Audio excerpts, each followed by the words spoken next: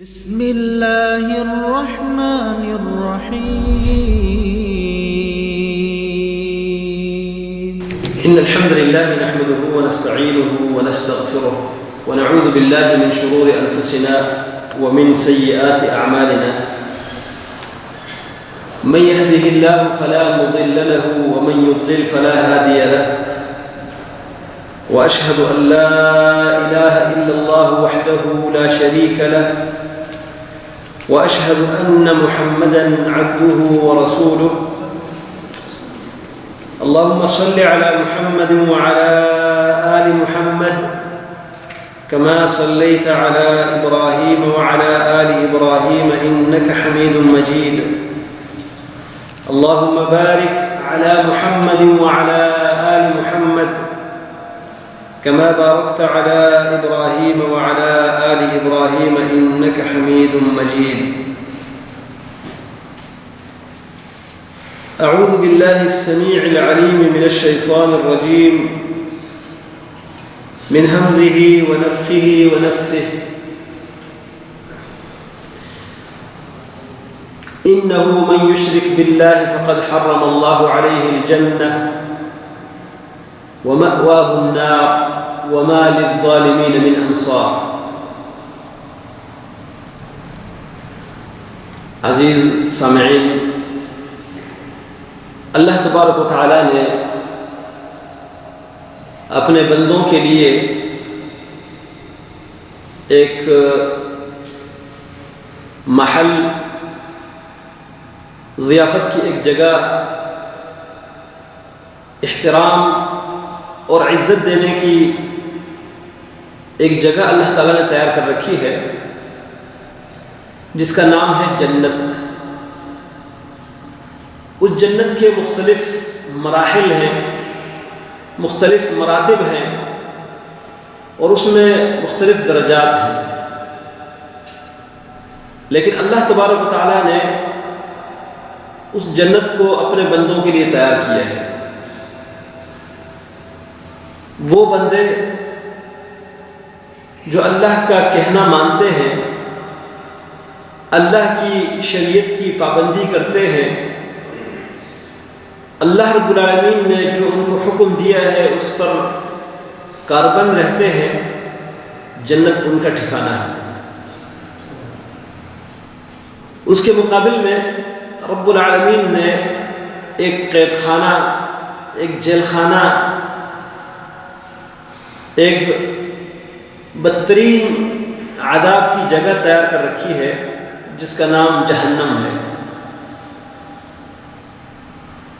اب جنت اور جہنم یہ دونوں ٹھکانے ہیں اور دونوں اللہ تبارک و تعالیٰ نے انسانوں اور جنات کے لیے پیدا کیے ہیں، اور دونوں کے لیے اللہ رب العالمین نے انسانوں میں سے اور جنات میں سے کچھ لوگ پیدا کیے ہیں.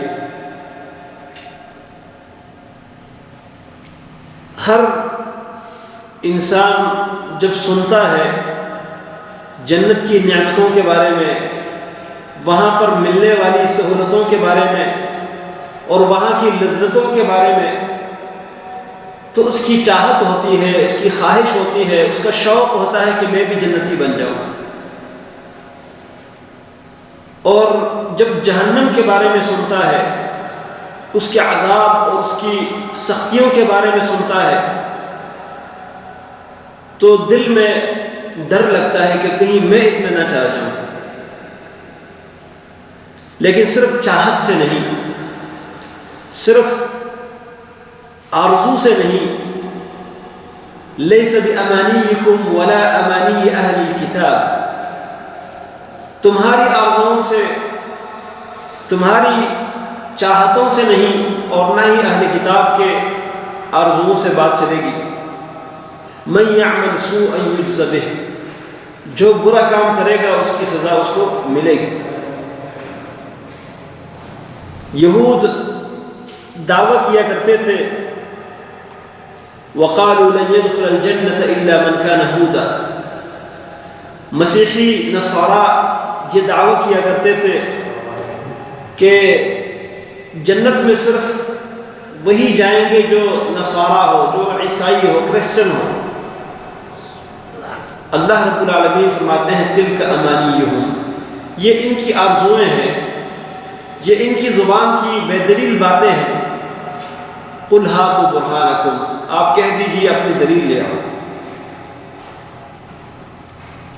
جنت میں جانے والا صرف وہ ہو سکتا ہے، نبی کریم صلی اللہ علیہ وسلم نے فرمایا لن يدخل الجنة الا نفس مؤمنہ، اور کما قال علیہ الصلوۃ والسلام، صحیح مسلم کی حدیث ہے، غالباً صحیح بخاری میں بھی ہے، کہ جنت میں صرف وہ انسان جا سکتا ہے، وہ نفس جا سکتا ہے جو مومن ہو، چاہے وہ انسان ہو یا جنات میں سے۔ یعنی جنت مومنوں کا ٹھکانہ ہے، اور جنت میں جانے والے وہ لوگ ہیں جن کے دل میں ایمان ہو۔ لیکن کچھ چیزیں ہیں جو جنت میں جانے سے رکاوٹ بن جاتی ہیں، کچھ اعمال ہیں جن کی وجہ سے انسان جنت میں جانے سے رہ جاتا ہے، یا تو مکمل طور پر جنت سے رہ جاتا ہے اور جنت میں جا ہی نہیں سکتا، اور یا جب تک وہ عمل اس کے ذمے باقی ہے، جب تک وہ عمل اس کے کھاتے میں ہے، تو وہ شخص جنت میں نہیں جا سکتا۔ آج اس مختصر سی نشست میں آپ کے سامنے ایک لسٹ رکھتا ہوں ان اعمال کی جن اعمال کی وجہ سے انسان جنت میں جانے سے رہ جاتا ہے۔ شاید ان اعمال کے بارے میں سن کر ہم ان سے بچنے کی کوشش کریں۔ ان اعمال میں سے چند اعمال ایسے ہیں جن کے سزا ملنے کے بعد اور اس گناہ کے دھل جانے کے بعد انسان جنت میں جائے گا، کیونکہ مومن کو جنت میں داخل ہونا ہے، چاہے وہ مجرم اور گناہگار ہی کیوں نہ ہو۔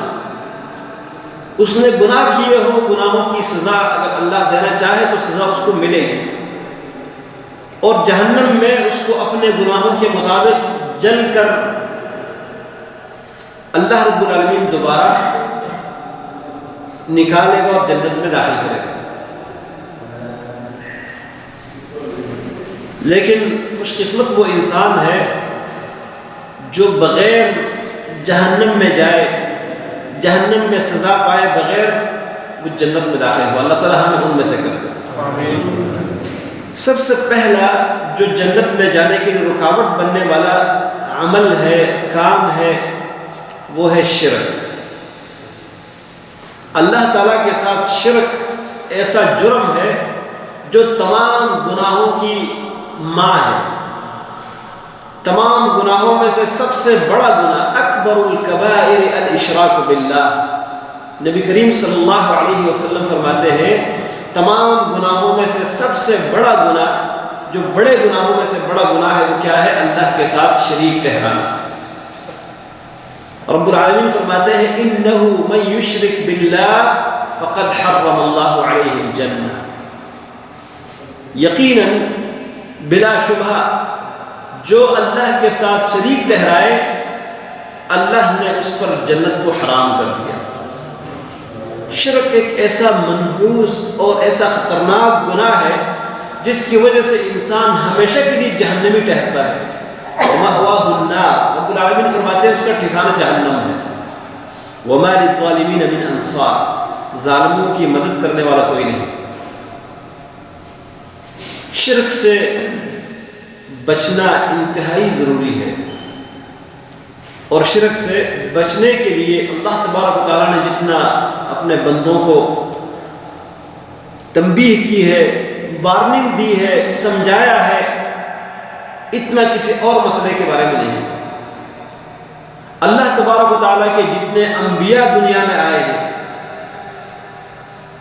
ان تمام کا بنیادی مشن، بنیادی دعوت ان کی وہ یہ تھی۔ اللہ تعالیٰ فرماتے ہیں وَلَقَدْ بَعَثْنَا فِي كُلِّ أُمَّةٍ رَسُولًا، یقیناً ہم نے ہر امت میں ایک رسول بھیجا تھا۔ مقصد کیا تھا؟ أَنِ اعْبُدُوا اللَّهَ، اس مقصد کے لیے کہ صرف اللہ کی بندگی کرو، وَاجْتَنِبُوا الطَّاغُوتَ، اور غیر اللہ کی عبادت سے بچ جاؤ، اللہ کے ساتھ شریک مت ٹھہراؤ۔ نوح علیہ السلام آئے تو وہ یہی دعوت دے کے گئے، یا قوم اعبدوا اللہ ما لکم من الہ غیرہ۔ ہود علیہ السلام آئے، انہوں نے بھی یہی دعوت دی، یا قوم اعبدوا اللہ ما لکم من الہ غیرہ۔ صالح علیہ السلام کی بھی یہ دعوت اللہ نے ذکر کی ہے، شعیب علیہ السلام بھی یہی دعوت دے کے گئے ہیں، ابراہیم علیہ السلام بھی اپنی قوم کو یہی بات سمجھا رہے ہیں۔ اسی طرح ہر نبی، عیسیٰ علیہ السلام ہمارے آخری نبی امام الانبیاء محمد رسول اللہ صلی اللہ علیہ وسلم کی یہی دعوت دے رہے ہیں۔ شرک کیا ہے یہ آج ہمارا موضوع نہیں ہے، لیکن شرک کی کوئی بھی قسم ہو، چاہے وہ شرک اللہ تعالیٰ کی ذات میں ہو یا اللہ رب العالمین کی بندگی میں ہو یا اللہ رب العالمین کی صفات میں ہو اور اس کے ناموں میں ہو، ہر طرح کا شرک، اس سے بچنا ہر مسلمان کے لیے ضروری اور لازم ہے۔ جنت میں جانے کے لیے یہ شرط ہے کہ بندہ مشرک نہ ہو، عقیدت توحید کا ہو۔ حدیث میں آتا ہے، رسول اللہ صلی اللہ علیہ وسلم فرماتے ہیں، اللہ تبارک و تعالیٰ انسان کو جو دنیا میں شرک کرتا تھا اس کو بلا کر پوچھیں کہ میرے بندے بتاؤ، اگر یہ دنیا پوری کی پوری سونے اور چاندی کے بھر جائے اور آپ کی ملکیت ہو، اور آج تجھ سے کہا جائے کہ اس جہنم میں جانے کے بجائے تو یہ فدیے میں دے دے، اس دنیا کے بدلے میں اپنے آپ کو جہنم سے چھڑا لے، یہ مال اور دولت دے کر جہنم سے چھٹکارا پائے، تو کیا تو اس دنیا بھر کر مال اور دولت اور سونے اور چاندی کے یہ دینے کو تیار ہو؟ وہ کہے گا، یا اللہ میرے پاس اگر یہ ہوتا تو میں ضرور دے دیتا اور میں اپنے آپ کو جہنم سے چھڑا لیتا۔ اللہ تعالیٰ فرمائیں گے کہ میرے بندے، میں نے تو تجھ سے یہ بات نہیں مانگی تھی کہ پوری دنیا تم سونے اور چاندی کے جہنم سے چوٹنے کے لیے، چھٹکارا پانے کے لیے خرچ کرو، میں نے تو تم سے ایک بات مانگی تھی کہ لا الہ الا اللہ، صرف اللہ کی عبادت کرو، کسی اور کو معبود نہ مانو، میرے ساتھ کسی کو شریک نہ ٹھہراؤ۔ اب تو نے وہ بات نہیں مانی، تو میرے ساتھ شریک ٹھہراتا رہا۔ آج ہمارے معاشرے میں مسلمان ہو کر، اسلام کا دعویٰ کر کے، توحید کا کلمہ پڑھ کر جو شرک ہو رہا ہے، واللہ انسان دیکھ کر سن کر حیران ہو جاتا ہے کہ یا تو کلمہ کا مفہوم سمجھ نہیں آتا، اور یا صرف کلمہ دکھلاوے کے لیے پڑھ رہے ہیں۔ ایسے ایسے لوگ اس امت میں موجود ہیں، توحید کا کلمہ پڑھنے والے، کہ وہ اللہ رب العالمین کے ساتھ وہ شرک کرتے ہیں جو مکہ کے مشرکین یا ان سے پہلے مشرکین کیا کرتے تھے، بلکہ ان سے بھی بڑھ کر۔ میں شاید کل کسی کی آئی ڈی کے اوپر ایک تصویر لگی تھی، اس پر ایک جملہ لکھا تھا، ذو الجلال والاکرام رب علی، الرب علی العیاذ باللہ، یعنی عظمت اور عزت والا رب علی۔ یہ صراحتاً اللہ کی ذات میں شرک ہے۔ رب کون ہے؟ ارباب متفرقون خیر ام اللہ الواحد القہار، کیا الگ الگ رب بہتر ہیں یا ایک اللہ جو ایک ہے اور سب کو اپنے کنٹرول میں لیا ہوا ہے؟ وہ رب، اس کو چھوڑ کر جس کا جو بھی مقام ہے، چاہے ہم توحید کی بات جب کرتے ہیں تو لوگ عوام کو ان کے جو پیشوا ہوتے ہیں وہ دھوکہ دیتے ہیں، کہتے ہیں یہ اولیاء کی گستاخی کرتے ہیں، یہ پیغمبروں کی گستاخی کرتے ہیں۔ ہم کہتے ہیں اللہ کی گستاخی ہمیں ہرگز برداشت نہیں۔ آپ اللہ کی گستاخی کرتے ہیں، ایک نبی ہے، ان کو نبی رہنے دیں، ان کا مقام نبوت ہے، اس مقام نبوت تک ان کو رہنے دیں، ان کو الوہیت کے درجے پر نہ لے جائیں۔ یہ نبی، اولیاء، ملائک جتنے بھی تھے، جتنے بھی صالح اور اللہ کے مقرب بندے تھے، پھر بھی اللہ کے محتاج تھے، اللہ سے مانگنے والے، اللہ کی عبادت کرنے والے تھے۔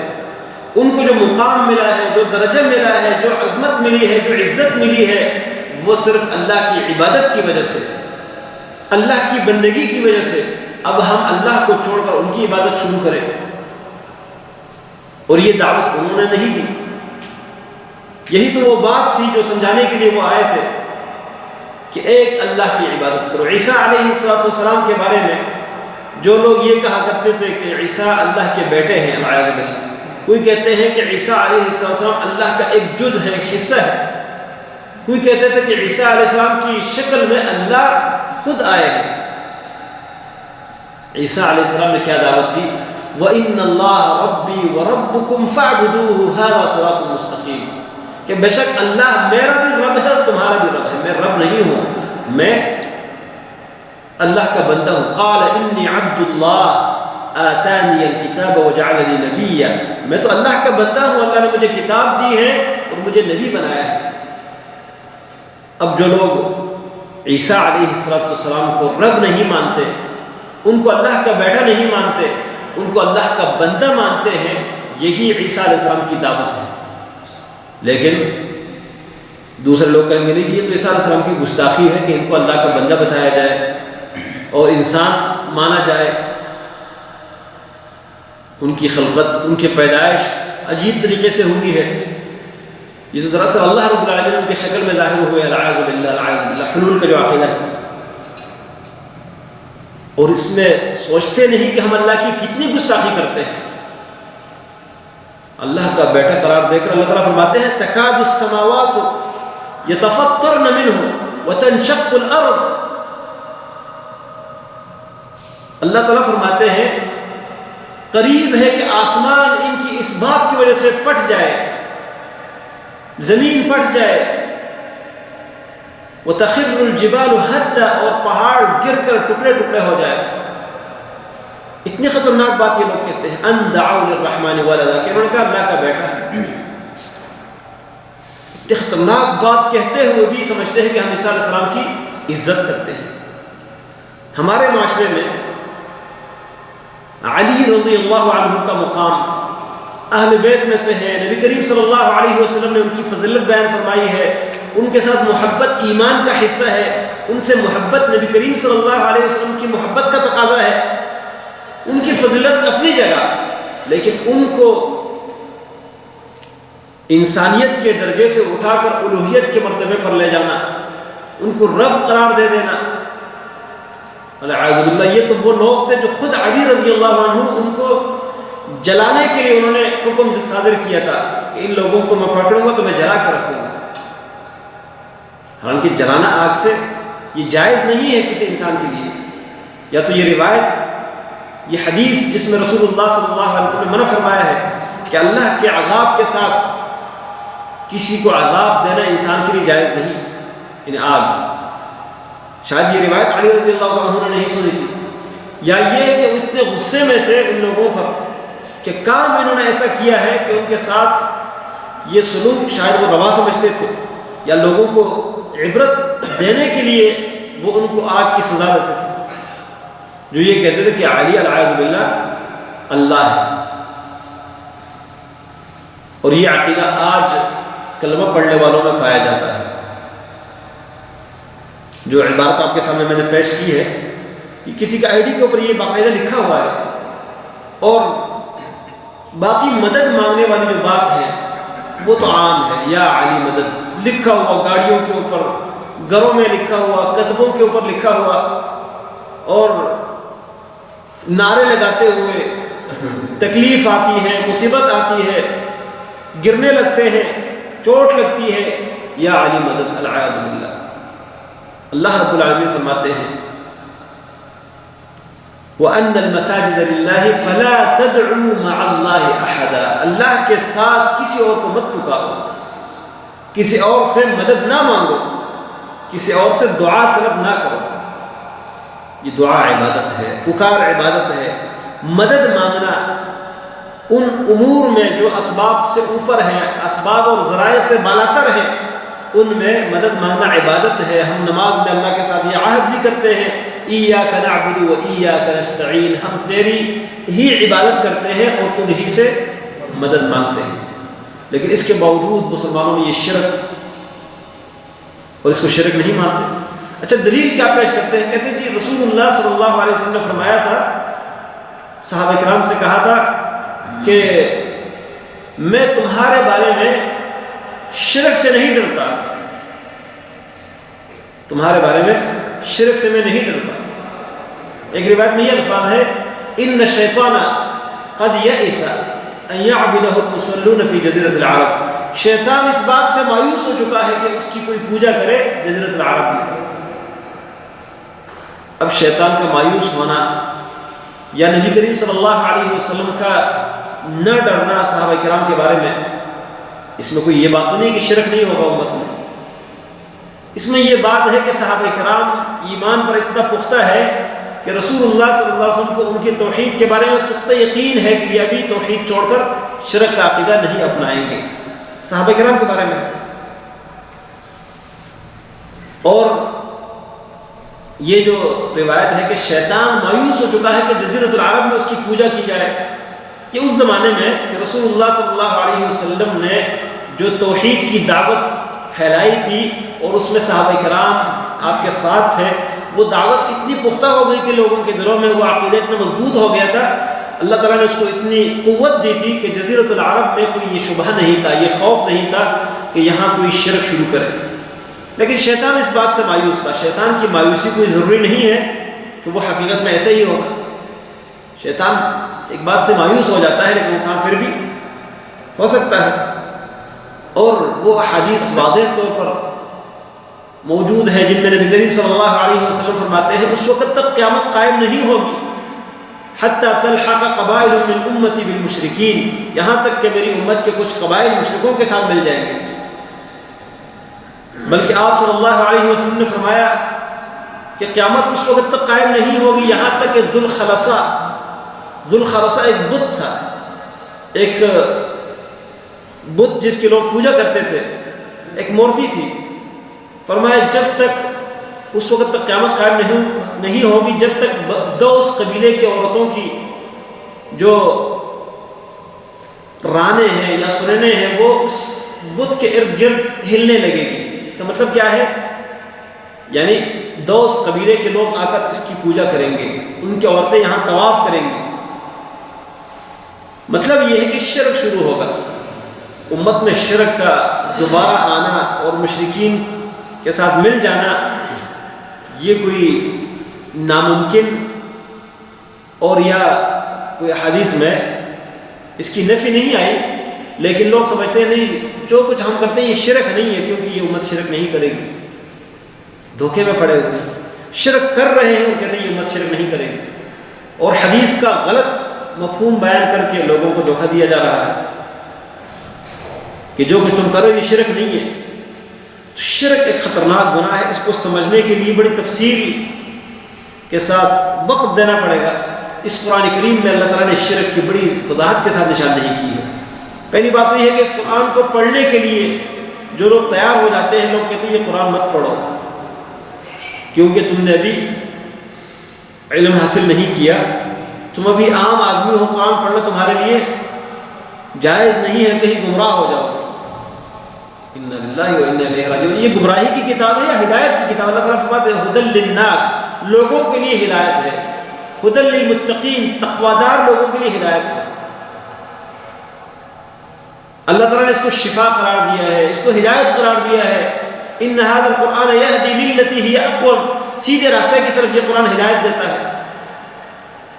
اور لوگ کہتے ہیں جی قرآن نہ پڑھو، قرآن کا ترجمہ پڑھو گے تو گمراہ ہو جاؤ گے، اس کا ترجمہ پڑھو گے تو گمراہی سے نکلو گے۔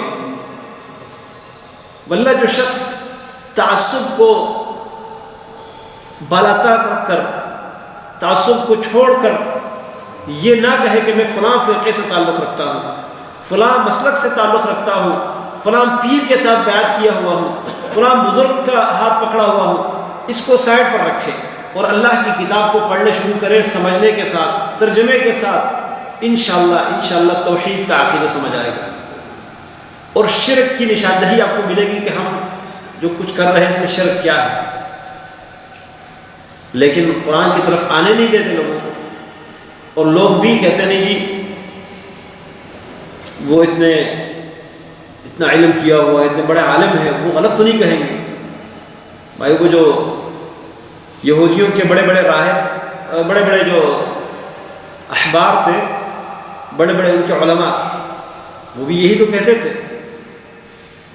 رسول اللہ صلی اللہ علیہ وسلم کی صداقت کی نشانیاں لوگوں کو خود بیان کرتے تھے۔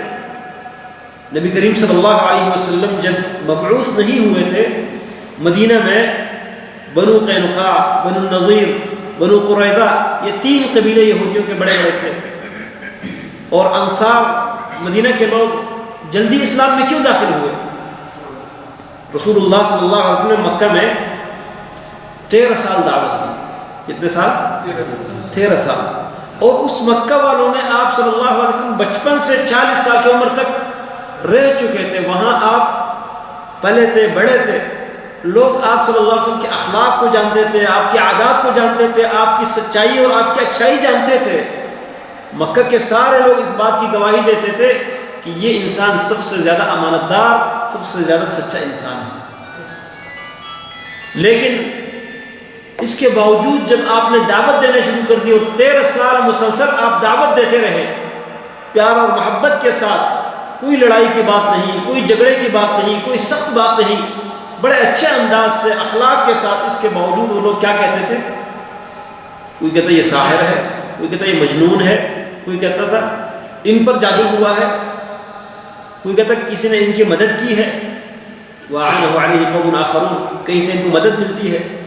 مختلف الزامات آپ صلی اللہ علیہ وسلم کے اوپر لگا کر لوگوں کو بھی دور رکھتے تھے اور خود بھی دور ہو جاتے تھے، بلکہ باہر سے آنے والوں کو روکتے تھے کہ اس بندے کی بات نہ سننا، ان کی باتوں میں بڑا اثر ہے، یہ جادوگر انسان ہے۔ کسی کو کہتے ہیں ان پر جادو ہوا ہے، ان کے قریب نہ جانا، واقعات آپ سن چکے ہوں۔ تو رسول اللہ صلی اللہ علیہ وسلم نے 40 سال کی زندگی وہاں گزاری، آپ کے اخلاق لوگوں کو معلوم تھے، آپ کی سچائی اور آپ کی اچھائی، آپ کا کردار لوگوں کے سامنے تھا، کسی کو کوئی شک اور شبہ نہیں تھا آپ کی سچائی کے بارے میں۔ لیکن جب توحید کی دعوت دی تو وہ لوگ اس بات کو ماننے کے لیے تیار نہیں ہیں۔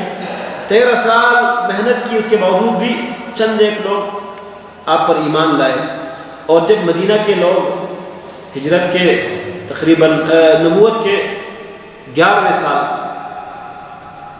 تھوڑے سے لوگ آئے ہیں، 6 بندے ہیں صرف مدینہ منورہ سے، 6 بندے حج کے لیے آئے ہوئے جو لوگ تھے، 6 نوجوان تھے، ان کو رسول اللہ صلی اللہ علیہ وسلم ملے، آپ نے دعوت پیش کی، آپ نے اپنی نبوت کے حوالے سے بتایا، وہ لوگ ایمان لے آئے، اور ایمان لانے کے بعد جا کر اگلے سال وہ اس سے ڈبل ہو کر، بار ہو کر آ گئے۔ پھر 13ویں سال، جس سال آپ صلی اللہ علیہ وسلم نے ہجرت کی، تقریباً 70 سے اوپر 73 یا 74 لوگ آئے مسلمان ہو کر، اور مدینہ میں کوئی ایسا گھر نہیں رہا جس میں کوئی مرد یا عورت مسلمان نہ ہوا۔ اتنے جلدی کیوں انہوں نے اسلام قبول کیا؟ اس لیے کہ مدینہ میں یہودی رہتے تھے، اور وہ یہودی جب ان اوس اور خزرج کے ساتھ، جو عرب لوگ تھے مدینہ میں، ان کے ساتھ جب لڑائی ہوتی تھی، کوئی دشمنی آتی تھی، کوئی لڑائی آتی تھی، وہ کیا کہتے تھے؟ کہتے صبر کرو، وہ آخری نبی آنے والا ہے، ان کی یہ نشانی ہے، جب وہ آئیں گے ہم ان کے ساتھ ملیں گے اور آپ عرب لوگوں کو مار ڈالیں گے، ہمیں فتح ملے گی، ہمیں غلبہ ملے گا، اور ہماری حکومت ہوگی، تم ہمارے غلام بنو گے۔ ان کو ڈراتے تھے۔ اچھا، جب صحابہ کرام جو انصار، اوس اور خزرج کے لوگ تھے، جب انہوں نے سنا کہ یہ وہ آخری نبی ہے، جو نشانیاں وہ لوگ بتاتے تھے وہ نشانی بالکل سچی ہے ان کے اندر، انہوں نے کہا کہ اگر وہ پہل کریں گے ان پر ایمان لانے میں تو بہتر یہ ہے کہ ہم پہلے ایمان لے آئیں۔ کہنے کا مقصد یہ ہے کہ وہ یہودی جن کی باتوں کی وجہ سے، جن کی خبر دینے کی وجہ سے مدینہ کے سارے لوگ مسلمان ہوئے، لیکن وہ خود اسلام میں داخل ہونے کے لیے تیار نہیں ہے؟ کیا وہ عالم نہیں تھے؟ ان کے پاس علم نہیں تھا؟ وہ شخص رسول اللہ صلی اللہ علیہ وسلم کے پاس آ کر کہتے ہیں ہم میں سے ایک مرد عورت نے زنا کیا ہے، آپ فیصلہ کر دیں، کیا فیصلہ کرنا چاہیے؟ رسول اللہ صلی اللہ علیہ وسلم نے فرمایا کہ آپ کی تورات میں جو فیصلہ ہوگا وہی فیصلہ ہمارے پاس ہے۔ انہوں نے کہا تورات میں تو یہ ہے کہ بس کچھ ملامت کرے، برا بلا کہہ دیں اور چہرہ کالا کر کے کالک لگا کر اس کو گھمایا جائے گلی میں اور بس۔ رسول اللہ صلی اللہ علیہ وسلم نے فرمایا، اللہ تعالیٰ نے آیت نازل کی، قُلْ فَأْتُوا بِالتَّوْرَاةِ فَاتْلُوهَا إِن كُنتُمْ صَادِقِينَ، تورات لے آؤ، اس کو پڑھو اگر تم سچے ہو۔ تورات کو لایا گیا، نبی کریم صلی اللہ علیہ وسلم ایک تکیے کے اوپر بیٹھے ہوئے تھے، سنن نبی داؤد کی روایت ہے، آپ صلی اللہ علیہ وسلم نے اس تکیے کو اپنے نیچے سے نکال کر خود نیچے بیٹھ گئے اور تورات کو اس کے اوپر رکھا۔ اس تورات کو ایک منسوخ کتاب ہے، اس کے اندر تبدیلیاں کر چکے ہیں وہ لوگ، لیکن اس کے باوجود اللہ کی کتاب تھی، اللہ کی طرف اس کی نسبت ہوتی تھی، اس لیے اس کی تعظیم نبی کریم صلی اللہ علیہ وسلم کرتے ہیں، خود نیچے بیٹھتے ہیں اور اس کو تورات کے اوپر رکھتے ہیں، تکیے کے اوپر رکھتے ہیں تورات کو۔ اچھا، رسول اللہ صلی اللہ علیہ وسلم کی یہ خصوصیت، آپ کا یہ کمال تھا کہ آپ پڑھے لکھے نہیں تھے۔ یہ کمال ہمارے لیے نہیں ہے، پڑھا لکھا نہ ہونا ہمارے لیے عیب ہے، لیکن اللہ کے نبی کے لیے یہ کمال اس لیے ہے کہ اس معاشرے میں جہاں پر فصاحت اور بلاغت کا بڑا چرچا تھا، ہر قبیلے کے لوگ اپنے شاعر پر، اپنے خطیب پر فخر کرتے تھے کہ ہمارا جو شاعر ہے، ہمارا جو خطیب ہے وہ بڑی اچھی گفتگو کرتا ہے، بڑے اچھے الفاظ چنتا ہے، بات کرنے کے لیے الفاظ کی بڑی بہترین لڑی لگاتا ہے۔ نبی کریم صلی اللہ علیہ وسلم نے جو کلام پیش کیا، باوجود اس کے کہ آپ پڑھے لکھے نہیں تھے، آپ ایک ان پڑھ معاشرے میں پیدا ہوئے تھے، آپ صلی اللہ علیہ وسلم جب لوگوں کے سامنے قرآن کی آیتیں پیش کرتے تھے، لوگ حیران ہو جاتے تھے کہ یہ کیا، ایک ان پڑھ انسان یہ کلام کیسے پیش کر سکتا ہے؟ یہ ان کا اپنا کلام نہیں ہے، یہ اللہ کی طرف سے آیا ہوا کلام ہے، کوئی پڑھا لکھا شخص اس کا مقابلہ نہیں کر سکتا۔ تو آپ کے لیے کمال تھا۔ رسول اللہ صلی اللہ علیہ وسلم پڑھ نہیں سکتے تھے لکھا ہوا، اور کچھ لکھ نہیں سکتے تھے، اس یہودی سے کہا کہ آپ پڑھیں، کہاں رجم کا مسئلہ لکھا ہوا ہے؟ اس نے رجم والی آیت کے اوپر ہاتھ رکھا، رجم والی آیت کے اوپر ہاتھ رکھا۔ اب جب ہاتھ رکھ رہا ہے، اس کو پتہ نہیں کہ یہ اللہ کی آیت ہے یا نہیں پتہ، جب پتہ نہیں تو چھپایا کیوں؟ اس کو خوب پتہ ہے کہ یہ میں آیات چھپا رہا ہوں، اور پتہ بھی ہے کہ یہ آیت لکھی ہوئی ہے، اوپر پڑھ رہا ہے، نیچے پڑھ رہا ہے، رجم والی آیت نہیں پڑھ رہا۔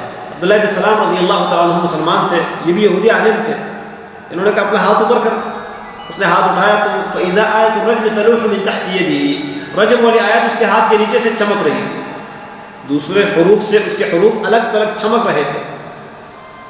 اس کو اپنی شرمندگی کا پتہ چل گیا، لیکن اس کے باوجود وہ نہیں مانے۔ کیا وہ عالم نہیں تھا؟ یہ نہیں سوچنا چاہیے کہ فلاں اتنے بڑا عالم ہے، اس کی بات اگر شریعت کے خلاف ہے، قرآن کی آیات کے خلاف ہے، تو بس جتنا بھی بڑا عالم ہو، اس عالم کی وہ بات نہیں مانی جائے گی، اس کا احترام، اس کی عزت اپنی جگہ، لیکن وہ بات جو اللہ کے بات کے ساتھ ٹکراتی ہے اس کو چھوڑ دینا چاہیے۔ اچھا، بعض ہمارے افسوس کی بات ہے کہ آخرت میں یہ لوگ کیا جواب دیں گے؟ جنت میں جانے کے لیے رکاوٹ شرک، اور شرک کو ثابت کرنے کے لیے لوگ کیا کرتے ہیں؟ قرآن کی آیتیں پیش کر کے لوگوں کو گمراہ کر رہے ہیں۔ کہتے ہیں جی دیکھیں قرآن میں کسی اور سے مدد مانگنا یہ کون سا گناہ ہے؟ موسیٰ علیہ السلام گزر رہے تھے، ایک قبطی اور ایک اسرائیلی لڑ رہے تھے، ایک تقریر میں سن رہا تھا، ایک قبطی اور ایک اسرائیلی لڑ رہے ہیں، یعنی ایک بنی اسرائیل کا ہے، ایک فرعون کے قبیلے کا ہے، فرعون کی قوم کا ہے، لڑائی ہو رہی ہے۔ فاستغاثه الذي من شيعته على الذي من عدوه، موسیٰ علیہ السلام کا جو قومی تھا، یعنی ان کے قوم کا جو تھا اسرائیلی، اس نے مدد طلب کی، کس سے؟ اللہ سے نہیں، موسیٰ علیہ السلام سے۔ موسیٰ علیہ السلام سے مدد طلب کی اس کے مقابلے میں جو ان کا دشمن تھا، یعنی فرعون کے قوم میں سے جو تھا، اس کے خلاف اس شخص نے جو موسیٰ علیہ السلام کی قوم میں سے تھا، اس نے مدد طلب کی کہ میری مدد کرے۔ کہتے دیکھو غیر اللہ سے مدد ثابت ہوگی۔ بھائی وہ موسیٰ علیہ السلام زندہ ہے، ساتھ گزر رہے ہیں، اور وہ کہتے ہیں مجھے چھوڑا دو۔ اب یہ مدد اس کو کون شرک کہتا ہے؟ اسباب اور وسائل کے تحت جو مدد کی جاتی ہے وہ کسی سے بھی مانگی جا سکتی ہے، جس کے پاس جو وسائل ہو۔ اب مثال کے طور پر آپ میں سے میں کسی سے کہتا ہوں کہ بھائی میرا ہاتھ پکڑ کر مجھے ذرا اٹھائیے، یہ مدد آپ کر سکتے ہیں۔ آپ سے کہتا ہوں یار پانی لا کر پلائیے، آپ کر سکتے ہیں. آپ کو میں کہتا ہوں کچھ مالی مدد کر لیں جو آپ کی استطاعت میں ہے، لیکن میں آپ سے کہتا ہوں جناب مجھے بیٹا عطا کر دیں، آپ کی استطاعت میں ہے. میں آپ سے کہتا ہوں جی میری قسمت اچھی کر دیں، آپ کی استطاعت میں نہیں ہے، کسی انسان کی استطاعت میں یہ نہیں ہے. تو وہ مدد مانگنا شرک ہے جو صرف اللہ سے مانگی جا سکتی ہے، کسی اور کے استطاعت میں ہے ہی نہیں. اب مدد، کشتی آپ کی ڈوب رہی ہے، گاڑی کلٹی کھا رہی ہے، آپ گرنے والے ہیں، گر رہے ہیں، کوئی اور تکلیف پہنچ رہی ہے، کہتے یا علی مدد، یا رسول اللہ اغثنی، یا شیخ عبد القادر جیلانی. اور ان کو نام بھی شیخ عبد القادر جیلانی نہیں دیتے رحمہ اللہ، ان کا اپنا عقیدہ ایسا نہیں تھا جو آج لوگوں نے بنایا ہوا ہے. شیخ عبد القادر جیلانی رحمہ اللہ وہ الحمدللہ عقیدہ ان کا ٹھیک تھا، نماز ان کی سنت کے مطابق تھی. نماز میں وہ رفع الیدین کرتے تھے، نماز کے شروع میں رکوع میں جاتے ہوئے، رکوع سے اٹھتے ہوئے. ان کی کتاب بنیاد الطالبین موجود ہے، اس میں دیکھیے آمین اونچی آواز سے کہتے تھے. لیکن جب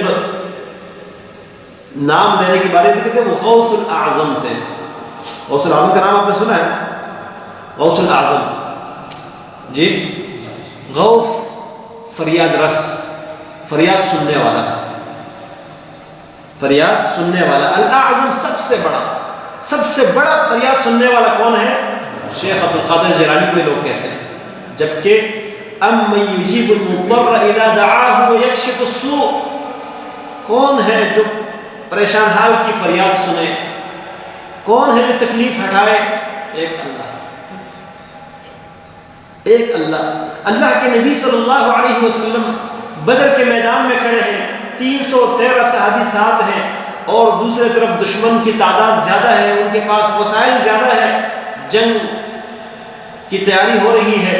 نبی کریم صلی اللہ علیہ وسلم اس موقع پر غوث الاعظم سے مدد طلب کرتے ہیں. کون سے غوث الاعظم سے؟ جو حقیقت میں غوث الاعظم ہے. وہ کون ہے؟ رب العالمین. اللہ تعالیٰ فرماتے ہیں اذ تستغیثون ربکم فاستجاب لکم انی ممدکم بألف من الملائکۃ مردفین. جب تم اپنے رب سے فریاد کر رہے تھے، وہاں فریاد کس کے سامنے پیش کر رہے تھے؟ اپنے رب کے سامنے.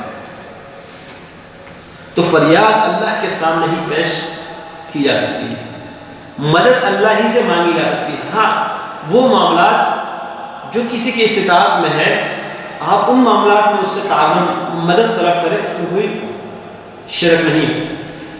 شرک کو لوگوں کے سامنے صحیح ثابت کرنے کے لیے اس طرح کی خلق ملک کی باتیں کر کے کہتے ہیں دیکھیں جی موسیٰ علیہ السلام سے اس نے مدد مانگی. اس طریقے سے کوئی ضعیف روایت، کوئی کہانیاں. ہمارے استاد تھے، وہ کہتے ہیں جب لوگوں کے سامنے ہم توحید کی بات کرتے ہیں کہ جی یہ بابا جو مزار ہے یہ کچھ نہیں کر سکتا، نہ اولاد دے سکتا ہے، نہ شفا دے سکتا ہے، نہ بگڑی بنا سکتا ہے، نہ مشکلات سے نجات دے سکتا ہے. لوگ کیا دلیل دیتے ہیں کہ بھائی اتنے بڑے بڑے جھنڈے اس کے اوپر ویسے ہی لگے ہوئے ہیں. جھنڈے کس نے لگائے ہوئے؟ تم لوگوں نے تو لگائے ہیں. جھنڈے تم لوگوں نے لگائے ہیں، بابا خود تو نہیں اٹھا کہ اس نے اپنے اوپر جھنڈا لگا دیا. اتنے جھنڈے ویسے ہی لگے ہوئے ہیں، اتنے زیادہ لوگ ویسے ہی آتے ہیں. بھائی لوگ زیادہ آتے ہیں، کم آتے ہیں، اس کو پکارنے والے، اس سے مدد مانگنے والے جتنے بھی ہو، قرآن کیا کہتا ہے؟ تو شرک ایک خطرناک گناہ ہے جس کی وجہ سے انسان کی آخرت برباد ہو جاتی ہے، انسان جنت سے محروم ہو جاتا ہے اور ہمیشہ کے لیے. اس کے علاوہ اور بھی کچھ گناہ ہیں جن کی وجہ سے انسان جنت میں جانے سے رہ جاتا ہے.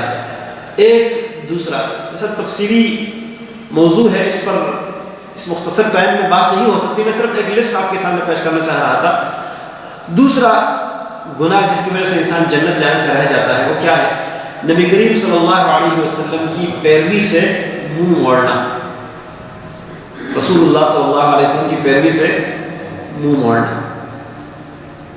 نبی کریم صلی اللہ علیہ وسلم کا فرمان ہے، صحیح بخاری کی حدیث ہے، کل امتی یدخلون الجنہ، میری ساری امت جنت میں جائے گی، الا من ابا، مگر وہ جنت میں نہیں جا سکتا جو انکار کرے جنت میں جانے سے.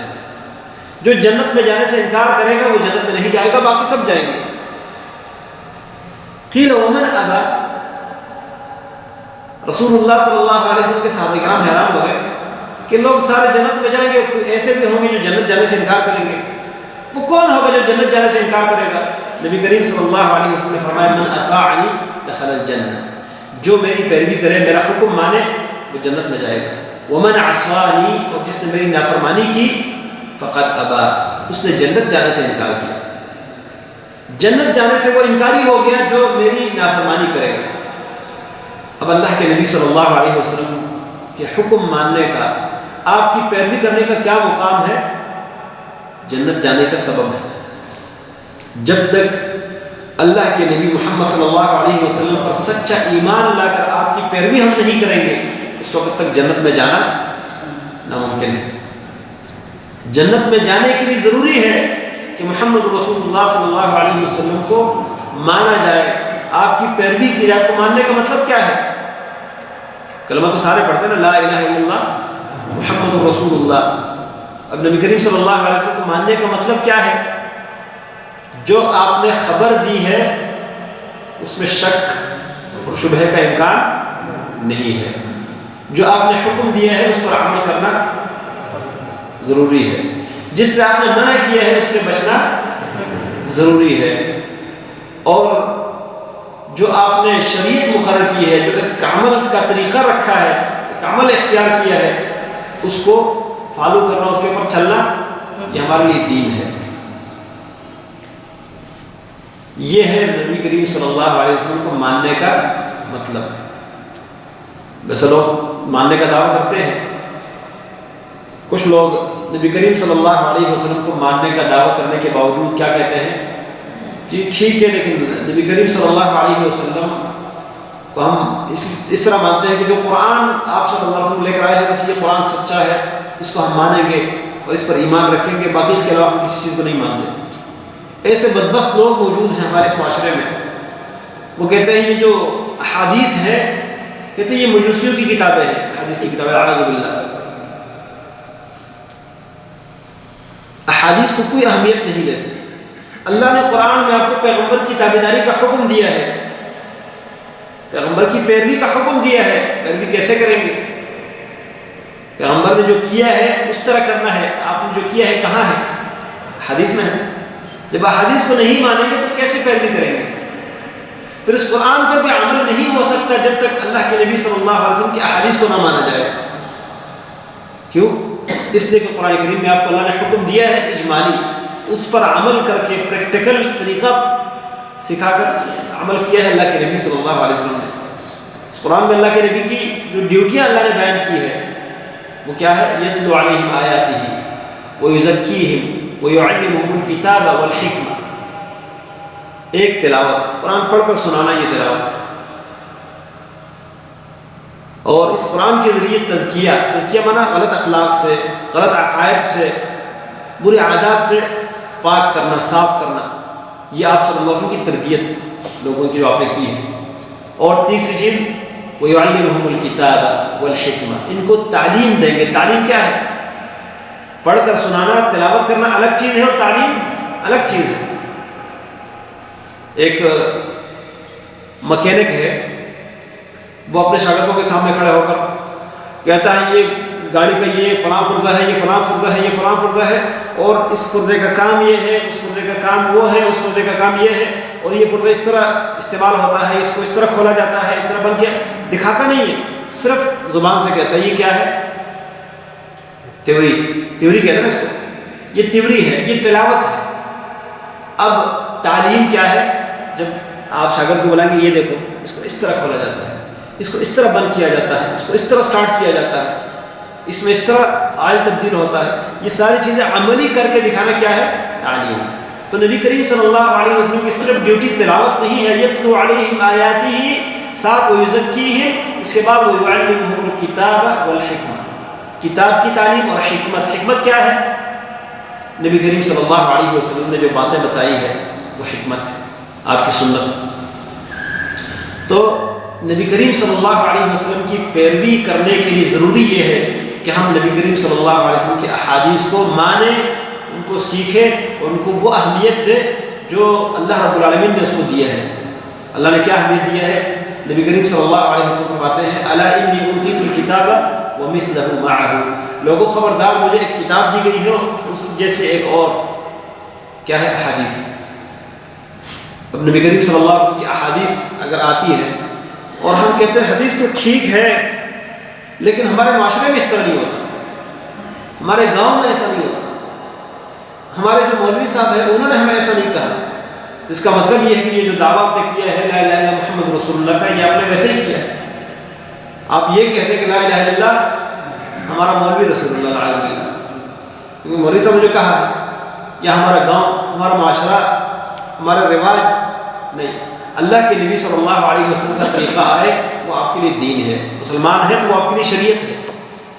تو نبی کریم صلی اللہ علیہ وسلم کی اتباع، آپ کی پیروی نہ کرنے والا دراصل کہاں سے انکار کرتا ہے؟ جنت جانے سے انکاری ہے. تیسری چیز جو جنت میں جانے سے انسان کو روکتی ہے وہ کیا ہے؟ تکبر. تکبر. نبی کریم صلی اللہ علیہ وسلم فرماتے ہیں لا يدخل الجنہ، جنت میں داخل نہیں ہوگا کون؟ من کان فی قلبہ مثقال ذرۃ من کبر، وہ شخص جس کے دل میں کتنا تکبر ہو؟ ایک ذرے کے برابر. ذرہ کیا ہے؟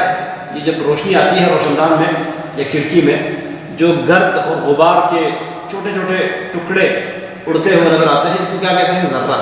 ان میں سے ہر ایک ذرہ ہے. کتنی چھوٹی چیز ہے جو پکڑی بھی نہیں جا سکتی اور اس روشنی کے بغیر وہ دیکھی بھی نہیں جا سکتی. ابھی بھی وہ ذرات اڑتے ہوں گے لیکن ابھی ہمیں نظر نہیں آ رہا ہے. جب کمرے میں اندھیرا اور ایک طرف روشنی آ رہی ہو، اس روشنی میں پھر پتہ چلتا ہے وہ دیکھو گرد اور غبار اڑ رہا ہے. یہ ہر ذرہ کیا کتنا چھوٹا ہے. اتنا سا تکبر بھی کسی کے دل میں ہو جنت میں نہیں جائے. بہت بڑی بات ہے. یعنی معمولی سا تکبر بھی کسی کے دل میں ہو جنت میں جا نہیں سکتا. ایک صحابی نے سوال کیا الرجل يحب ان يكون ثوبه حسنا، کوئی آدمی یہ چاہتا ہے کہ اس کا کپڑا خوبصورت ہو، ونعله حسنا، اس کا جوتا اچھا ہو، خوبصورت ہو. یہ تکبر ہے. یعنی بعض لوگ سمجھتے ہیں کہ کسی نے اچھا کپڑا پہنا، اچھا جوتا پہنا، یہ تکبر کر رہا ہے.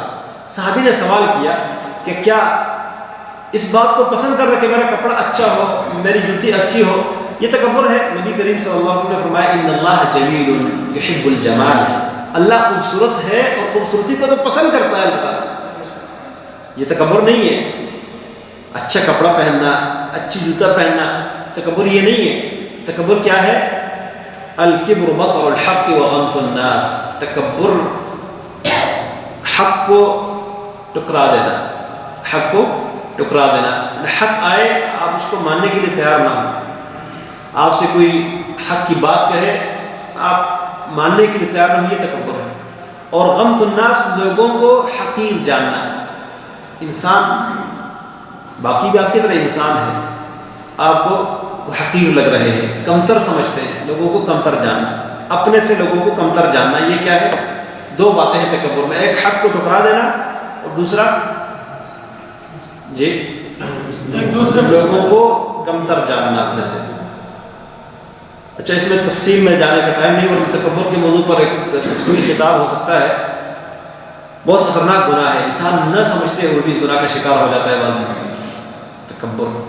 کسی کے لیے دل میں یہ مت سوچے کہ مجھ سے کمتر ہے، اس کی شکل و صورت کے اعتبار سے، اس کی قومیت کے اعتبار سے، مال و دولت کے اعتبار سے اگر آپ سے وہ کم ہے تو یہ مت سوچے کہ یہ مجھ سے کمتر ہے اور میں اس سے اچھا ہوں. اپنے آپ کو اچھا جاننا اور دوسروں کو حقیر جاننا یہ تکبر ہے. اور ساتھ ساتھ اگر حق کی بات آپ کے سامنے آئے تو اس کو ٹکرا دینا. چوتھی چیز جو جنت میں جانے سے رکاوٹ بنتی ہے وہ کیا ہے؟ صلہ رحمی کو توڑ دینا، قطع تعلق، رشتہ داری توڑنا. رسول اللہ صلی اللہ علیہ وسلم فرماتے ہیں، یہ پچھلی روایت صحیح مسلم کی تھی، یہ روایت مسند احمد کی ہے، ابو داؤد کی ہے، بلکہ صحیح مسلم میں بھی یہ روایت موجود ہے.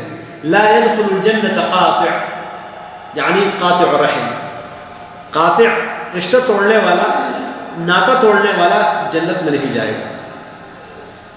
اب ہم میں سے کتنے ہیں جس سوچنے کی بات ہے، کوئی اپنے والد سے بات نہیں کر رہا، کوئی اپنے بھائی سے بات نہیں کر رہا، کوئی اپنی ماں کا حال احوال نہیں پوچھ رہا، کوئی اپنے کسی رشتہ دار، چاچا، ماموں، خالہ، کسی اور سے ناراض ہے، بات چیت ختم کر چکے ہیں، ان کے ساتھ آنا جانا بند ہے. کیوں؟ دنیا کے کسی مفاد کی وجہ سے، یا ان سے کسی مفاد کی امید تھی وہ مفاد پوری نہیں ہوئی، اور یا کسی مفاد کی وجہ سے لڑائی ہو رہی ہے. وہ کہتے ہیں مجھے مل جائے، کہتے ہیں نہیں مجھے مل جائے. یہ رشتہ توڑنا یہ بہت خطرناک گناہ ہے. اللہ رب العالمین ایسے لوگوں پر لعنت کرتا ہے. اللہ تعالیٰ فرماتے ہیں سورۃ محمد میں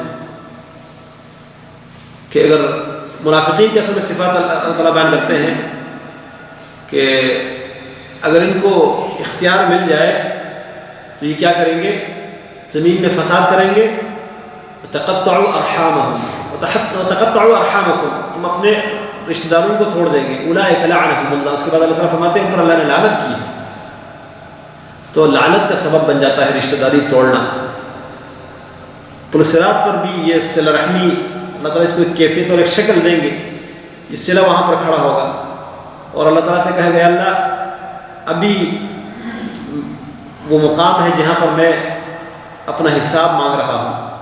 اللہ تعالیٰ کہیں گے کہ جو تجھے جوڑتا تھا میں اس کو جوڑوں گا، جو تجھے توڑتا تھا میں اس کو توڑوں گا.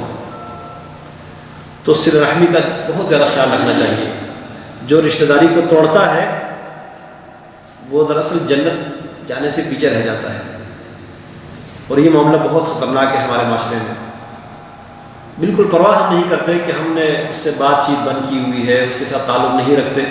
یہ ایک عبادت ہے، عبادت. آپ اگر خالہ ہے، پھوپھی ہے، کوئی اور رشتہ دار ہے، دوست ہے، بھائی ہے، والد کا کوئی دوست تھا، اس کے ساتھ رابطہ رکھے. اگر آپ کے پاس کچھ نہیں ہے کہ اس کو دے سکے، مال دولت نہیں، تو کم سے کم دعا سلام تو کر سکتے ہیں. اس کے کسی بیماری کی وجہ سے حال احوال پوچھ سکتے ہیں. اور صلہ رحمی ہم صرف اس کو سمجھتے ہیں جس کو نبی کریم صلی اللہ علیہ وسلم صلہ رحمی نہیں کہتے. جو رشتہ دار میرے ساتھ تعلق رکھے گا میں اس کے ساتھ تعلق رکھوں گا، اس کو کیا کہتے ہیں؟ لوگ صلہ رحمی کہتے ہیں. یہ صلہ رحمی نہیں. رسول اللہ صلی اللہ علیہ وسلم فرماتے ہیں لیس الواصل بالمکافئ، جو بدلہ دیتے ہوئے کسی کے ساتھ رشتہ اور ناطہ رکھتا ہے، تعلق رکھتا ہے، یہ صلہ رحمی نہیں ہے. صلہ رحمی یہ ہے صل من قطعک، جو آپ سے رشتہ توڑے اس کے ساتھ جوڑے. آپ کا کوئی رشتہ دار آپ سے رشتہ توڑنا چاہتا ہے، آپ اس کے ساتھ تعلق رکھیں. یہ بڑا مشکل کام ہے لیکن اس کا اجر بہت زیادہ ہے، اور اس کو توڑنے کا نقصان بہت زیادہ ہے کہ انسان جنت سے رہ جاتا ہے. اور یہ بھی ایک تفصیلی موضوع ہے. 5ویں نمبر پر چغلی. چغل خور انسان، چغلی جانتے ہیں؟ یعنی خبروں کو منتقل کرنے والا، باتوں کو منتقل کرنے والا. ایک کی بات سنی اس کی بات دوسرے تک پہنچاتا ہے کہ آپ کے بارے میں اس نے یہ کہا. وہ بات سچ ہے، اس نے کہا ہے، لیکن یہ نقل کرنے کا کام کر رہا ہے، انہیں منتقل کرنے کا. ڈاکیہ ہے. ڈاکیہ سمجھتے ہیں؟ پیغام پہنچانے والا. اب ایک شخص ہے وہ کسی اور کو کچھ کہنا چاہتا ہے، اس کے سامنے نہیں کہہ سکتا، پیٹھ پیچھے اس نے کہہ دیا، بس کہہ دیا ادھر رہ گیا. آپ کہتے نہیں یہ ادھر نہیں رہنا چاہیے. آپ اٹھا کر اس کو پیغام پہنچا دیتے کہ آپ کے بارے میں فلان نے یہ کہا. کیا ہوتا ہے؟ آگ بڑھاتے ہیں، آگ بڑھاتے ہیں. رسول اللہ صلی اللہ علیہ وسلم فرماتے ہیں لا يدخل الجنت قطات. قطات جنت میں نہیں جائے گا. قطات کون ہے؟ ایک روایت میں دوسرا لفظ استعمال ہوا لا يدخل الجنت نمام. نمام چغلی کرنے والا، چغلی کرنے والا جنت میں نہیں جائے گا، بلکہ قبر میں بھی اس کو عذاب ملتا ہے. وہ جو مشہور حدیث ہے نا کہ 2 بندوں کو قبر میں عذاب ہو رہا تھا. نبی کریم صلی اللہ علیہ وسلم نے فرمایا ایک تو پیشاب کے قطروں سے، چینٹوں سے اپنے آپ کو نہیں بچاتا تھا، دوسرا فکان یمشی بالنمیمہ، چغلی کرتا تھا. تو چغلی لوگ معمولی سمجھتے ہیں. ایک کی بات سنی دوسرے کو جا کے بتا دیا کہ آپ کے بارے میں یہ کہا. نبی صلی اللہ علیہ وسلم فرماتے ہیں سب سے زیادہ بدترین ذوالوجہین ہے. ذوالوجہین 2 چہروں والا. ایک کے پاس آتا ہے ایک چہرہ لے کر، دوسرے کے پاس جاتا ہے دوسرا چہرہ لے کر. مطلب یہ ہے کہ ایک کے پاس آ کر اس کی باتیں سنتا ہے، اس سے باتیں نکلواتا ہے، اور دوسرے کے پاس جا کر وہ اس کا خیرخواہ بن کر اس کو بتاتا ہے کہ آپ کے بارے میں یہ کہا. اس کی باتیں سن کر پھر ادھر آتا ہے. اچھا 6 نمبر پر احسان جتلانا. جو جنت میں جانے کے لیے ایک رکاوٹ ہے وہ کیا ہے؟ احسان جتلانا. رسول اللہ صلی اللہ علیہ وسلم فرماتے ہیں، سنن نسائی کی حدیث عبداللہ بن عمر اس کے راوی ہیں، لا يدخل الجنت منان ولا عاق ولا مدمن خمر. 3 لوگوں کا ذکر کیا ہے. ایک ہے منان، احسان جتلانے والا، احسان کرنے کے بعد احسان جتلاتا ہے. جتلانا سمجھتے ہیں؟ احسان کیا اس کے بعد اب میں نے آپ کے ساتھ وہ احسان کیا تھا، آپ کو دیکھیں ضرورت تھی میں نے آپ کی مدد کی تھی، آپ کی، یہ احسان جتلانا ہے. یہ شخص جنت میں نہیں جائے گا. دوسرا عاق، ماں باپ کا نافرمان، ماں باپ کا ستانے والا، یہ جنت میں نہیں جائے گا. اور اس حدیث میں تیسرا مدمن خمر، شراب کا عادی، نشاور چیزوں کا جو عادی ہوتا ہے وہ جنت میں نہیں جائے گا. یہ روایت عبداللہ بن عمر سے مروی ہے، سنن نسائی میں ہے، اور سنن کبریٰ امام بہقی میں ابو الدرداء رضی اللہ عنہ سے روایت ہے لا يدخل الجنۃ مدمن خمر، شراب کا جو عادی ہوتا ہے، نشاور چیزوں کا عادی، وہ جنت میں نہیں جائے گا. اسی طرح اس روایت میں 3 ذکر ہوئے، یعنی 6، 7، 8، یہ 3 نمبر، احسان جتلانے والا 7 نمبر، اور 6 نمبر والدین کا نافرمان ستانے والا یہ 7 نمبر، اور 8 نمبر مدمن خمر، شرابی. اس کے بعد 9 نمبر جو جنت میں جانے سے رکاوٹ بننے والا گناہ وہ کیا ہے؟ پڑوسی کو اذیت دینا، ہمسائے کو اذیت دینا. رسول اللہ صلی اللہ علیہ وسلم فرماتے ہیں لا يدخل الجنۃ من لا يأمن جاره بوائقه، جنت میں نہیں جائے گا وہ شخص جس کی اذیتوں سے اس کا پڑوسی امن میں نہ ہو، جس کا پڑوسی، جس کا ہمسایہ اس کی اذیت سے بچ نہ جائے، وہ شخص جنت میں نہیں جائے گا. روایت بخاری مسلم کی روایت ہے، ابو ہریرہ اس کا راوی ہے، صحیح مسلم کی روایت. اسی طرح کسی پر رحم نہ کرنا، رحم نہ کرنا، اس کے بارے میں حدیث ہے، رسول اللہ صلی اللہ علیہ وسلم فرماتے ہیں لا يدخل الجنۃ الا رحیم، جنت میں صرف وہ انسان جائے گا جو رحیم ہوگا، رحم کرنے والا ہوگا. ایک صحابی نے پوچھا کلنا رحیم، اللہ کے نبی ہم میں سے ہر شخص رحم کرتا ہے، کوئی اپنے بچے کے اوپر، کوئی کسی جانور کے اوپر، ترس تو سب کو آتا ہے. رسول اللہ صلی اللہ علیہ وسلم فرماتے یہ رحم مراد نہیں ہے، حتی ترحموا العامہ، یہاں تک کہ تم عمومی رحم کرو، سب کے لیے آپ کے دل میں رحم ہو، کسی کے لیے آپ کے دل میں کوئی ایسی نہ ہو کہ رحم سے کوئی جگہ خالی ہو، ہر شخص کے لیے آپ دل میں رحم رکھیں. یہ ہے اصل میں جنت میں جانے کا سبب، اور یہ نہیں رہے گا تو جنت میں نہیں جا سکتے. یہ روایت غالباً طبرانی کی روایت ہے، کنز العمال میں یہ روایت منقول ہے. اسی طرح حرام خور وہ جنت میں نہیں جائے گا. رسول اللہ صلی اللہ علیہ وسلم فرماتے ہیں ان اللہ حرم علی الجنت جسدا غذی بحرام، اللہ نے جنت پر اس باڈی کو حرام کر دیا ہے جس کو حرام سے غذا ملی ہے، جو حرام سے پرورش پائی ہے. یہ ابو بکر صدیق رضی اللہ عنہ کی روایت ہے، مسند عبد بن حمید میں منقول ہے. اسی طرح دیوث انسان جنت میں نہیں جائے گا. یہ پہلی جو روایت میں نے بیان کی ہے مسند عبد بن حمید کی روایت ہے ان الفاظ سے. اور ایک اور روایت جو بیہقی میں ہے اور دیگر حدیث کی کتابوں میں ہے، نبی کریم صلی اللہ علیہ وسلم فرماتے ہیں انه ليس لحم نبت من سحت فيدخل الجنہ. حذیفہ رضی اللہ عنہ اس کے راوی ہے کہ جو بھی گوشت حرام سے اگا ہے، حرام سے پیدا ہوا ہے، وہ جنت میں داخل نہیں ہوگا. اور ایک اور روایت میں لا يدخل الجنة لحم ودم نبت من نجس، جو گوشت اور جو خون گندی چیزوں سے، ناپاک اور حرام چیزوں سے پیدا ہوا ہے وہ جنت میں نہیں جائے گا، وہ خون بھی اور وہ گوشت بھی. 12ویں نمبر پر دیوث انسان جنت میں نہیں جائے گا. دیوث، نبی کریم صلی اللہ علیہ وسلم فرماتے ہیں لا يدخل الجنة الدیوث، دیوث انسان جنت میں نہیں جائے گا. طبرانی کی روایت ہے، عمار بن یاسر رضی اللہ عنہ اس کے راوی ہے. دیوث کس کو کہتے ہیں؟ حدیث میں اس کی وضاحت آئی ہے الذی یقر الخبث فی اہلہ، جو اپنے گھر میں گندگی باقی رکھتا ہے. گندگی سے مراد کیا ہے؟ بے حیائی، فحاشی، اپنے گھر میں فحاشی کو جگہ دیتا ہے، فحاشی کی گنجائش رکھتا ہے اپنے گھر میں. اس کی مختلف شکلیں ہیں، اس کی گھر والی، اس کی بیٹیاں فحاشی اور بے حیائی کے کام میں ملوث ہیں، یہ کچھ نہیں کہتا. بے پردگی میں، بے شرمی کے کاموں میں وہ لگی ہوئی ہے، یہ کچھ نہیں کہتا. جو اپنے گھر میں فحاشی کو باقی رکھتا ہے تو یہ انسان دیوث ہے، یہ جنت میں نہیں جا سکتا. 13ویں نمبر پر جو مقروض ہوگا، مقروض، جب تک اس کا قرضہ ادا نہ ہو وہ جنت میں نہیں جا سکتا.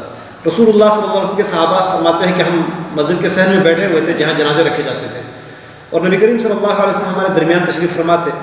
تو آپ صلی اللہ علیہ وسلم نے اپنی نظر اٹھائی آسمان کی طرف، پھر سر جھکایا تو آپ صلی اللہ علیہ وسلم نے اپنی پیشانی کے اوپر اپنا ہاتھ رکھا اور فرمایا سبحان اللہ ماذا انزل من التشدید، سبحان اللہ کتنی سختی نازل ہوئی ہے. ہم خاموش ہو گئے، اس دن خاموش تھے، رات کو بھی خاموش رہے، یعنی ہم سوال نہیں کر سکتے تھے، پوچھ نہیں سکتے تھے رعب کی وجہ سے. نبی کریم صلی اللہ علیہ وسلم سے ہمارے دل میں ایک رعب تھا.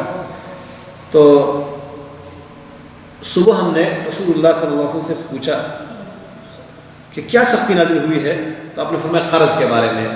قرض کا جو معاملہ ہے بڑا سخت معاملہ ہے، یہاں تک کہ رسول اللہ صلی اللہ علیہ وسلم فرماتے ہیں والذی نفس محمد بیدہ صلی اللہ علیہ وسلم، اس ذات کی قسم جس کے ہاتھ میں محمد علیہ السلام کی جان ہے، لو ان رجلا قتل فی سبیل اللہ ثم عاش ثم قتل فی سبیل اللہ ثم عاش ثم قتل فی سبیل اللہ ثم عاش وعلیہ دین ما دخل الجنة حتی یقضى دینہ. مسلم احمد کی روایت ہے. فرمایا کہ اس ذات کی قسم جس کے ہاتھ میں میری جان ہے، محمد کی جان ہے صلی اللہ علیہ وسلم، اگر کوئی شخص اللہ کے راستے میں شہید ہو جائے، قتل کیا جائے، پھر زندہ ہو جائے، پھر قتل کیا جائے، بار بار اللہ کے راستے میں جس کو شہادت ملے اور پھر بھی وہ اٹھ کر جنت میں نہیں جا سکتا اگر اس کے اوپر قرضہ ہو، جب تک اس کا قرضہ ادا نہ ہو. تو قرض کا معاملہ بھی بڑا سخت ہے. یہ شرک کے بارے میں جو میں نے بتایا، یہ تو مکمل طور پر جنت کی رکاوٹ ہے.